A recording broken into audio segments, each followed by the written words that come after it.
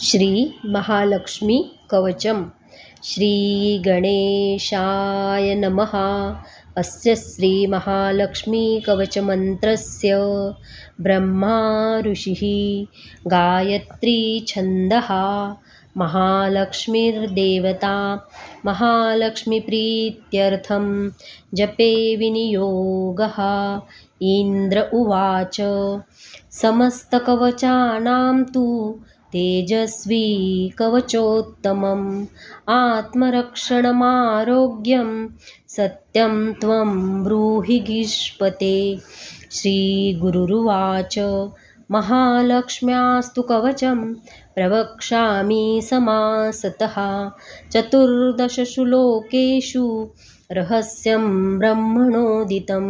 ब्रह्मोवाच शिरो मे विष्णुपत्नीं च ललाटममृतोद्भवा चक्षुषी सुविशालाक्षी श्रवणे सागराम्बुजा घ्राणं पातु वरारोहा जिह्वा माम्नायरूपिणी मुखं पातु महालक्ष्मीः कण्ठं वैकुण्ठवासिनी स्कन्धौ मे जानकी पातु भुजौ भार्गवनन्दिनी बाहू द्वौ द्रविणी पातु करौ हरिवराङ्गना वक्षः पातु च श्रीर्देवी हृदयं हरिसुन्दरी कुक्षिं च वैष्णवी पातु नाभिं भुवनमातृका कटिं च पातु वाराही सप्तिनी देवदेवता उरु नारायणी पातु जानुनी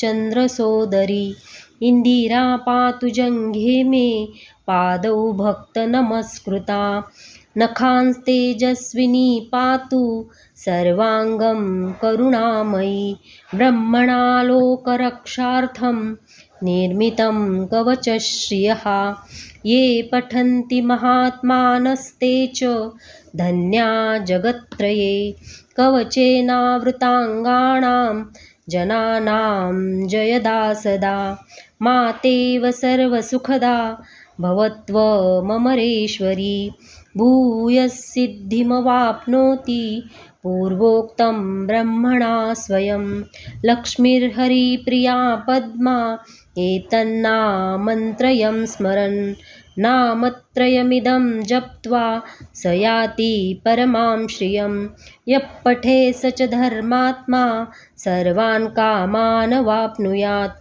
इति श्रीब्रह्मपुराणे ब्रह्मणोक्तम् इन्द्रोपदिष्टं श्रीमहालक्ष्मीकवचं सम्पूर्णम्।